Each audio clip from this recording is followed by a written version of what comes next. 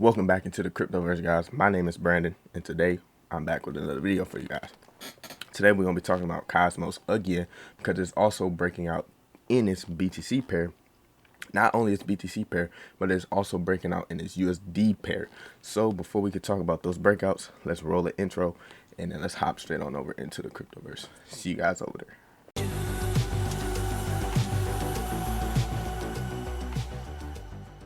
Welcome into the Cryptoverse, guys. So we are currently down 4% for the total market cap. The market cap is sitting at 1.4 trillion. We are back above the 50% level for that, which is around like 1.3.5 trillion, I think so. And then our 24-hour volume is sitting at 69 million. And then our Bitcoin dominance 44.9%, ETH dominance at 18.4%. Now, if we check out the 24-hour gainers, Cosmos is actually in 5th place as of right now, which is up 6%. And it is also up for the weekly gainer, which is in 6th place, up 26% for the week. So Cosmos is actually doing pretty good right now since the start of July. And if we hop on over to the chart, this is the Cosmos to BTC pair. If you look at this, before we get into the chart, actually, so my higher time frames are on the right hand side. Lower time frames like your 4 hour, 6 hour, 1 hour, and so forth is on the left hand side, just for the people who may not know. But let's hop on into this. So if you can see this descending channel here, we actually just broke out of this a couple days ago on July 3rd, but we ended up closing back within this channel, which was here. We ended up closing back in it here. And then we came back the next day and ended up breaking out of it and closing on the outside of this channel on some pretty low volume. And then today we are getting some increased volume here, some pretty nice volume on a very, very nice range candle on this breakout here. So this is actually looking like a pretty decently strong breakout. And if you look here on the left hand side for the 4 hour chart, we ended up, so we broke out, came back, tested, we sat on this descending channel here. We ended up sitting on it, and then we ended up lifting off of it here on this decently large spread candle, and our volume starts to increase. And then we ended up, using the 20 moving average as a support, and then we ended up taking off from there. We ended up getting some more volume coming in. I think we're gonna potentially come back and test this green line here, either from this top here at about 3,547 satoshis, or we're going to come down here and test this little area here, since that's where the breakout happened. And we got some cluster back here also for that price target. But we also ended up breaking a previous high, which was here, and then we broke it here today. So that's looking pretty good. And if we were to go in the background even more, just to get some more fuel on this thing, as you see, we're going up constantly. Got a little bit of consolidation here, a little bit of upward consolidation. It looks like we're starting to test some of these areas here on the way up. But a price target for this move here that we are seeing now, I think we're gonna end up seeing 100% of this move, since we have some areas of value here. So from here to this bottom here, this is an area of value.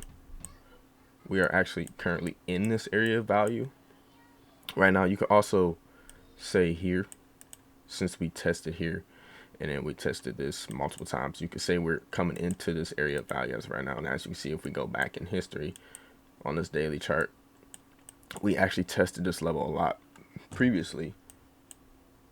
Let me grab my tool, brush. We tested this area a lot before the crash, and we are actually coming back into that zone right now.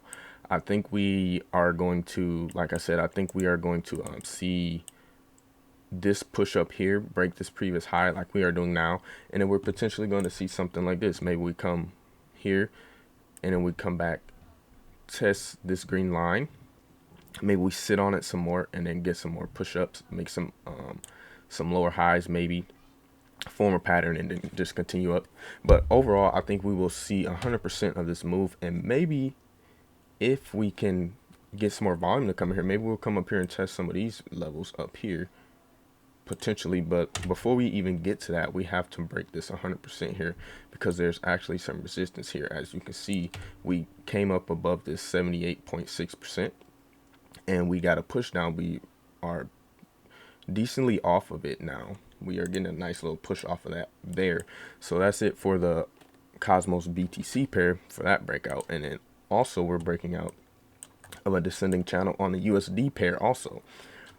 The USD pair is looking a little bit weaker than the BTC breakout.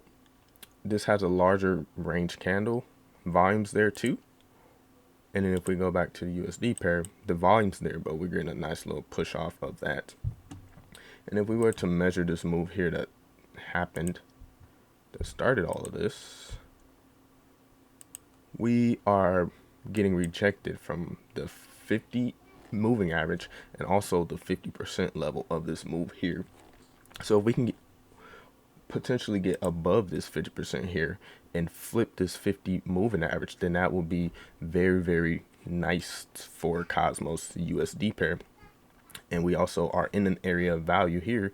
This green box, we are approaching the middle of it, where we tested a lot. We tested here, tested a lot here, and then if you come back here, I'm pretty sure we tested a little bit. But if you look at it on a lower time frame down here, if you look at it here, looks like we tested it a lot more because we zoom in on it. Got some tests here, got some more tests there. So this is a pretty strong level here for Cosmos to, you know, break and hold.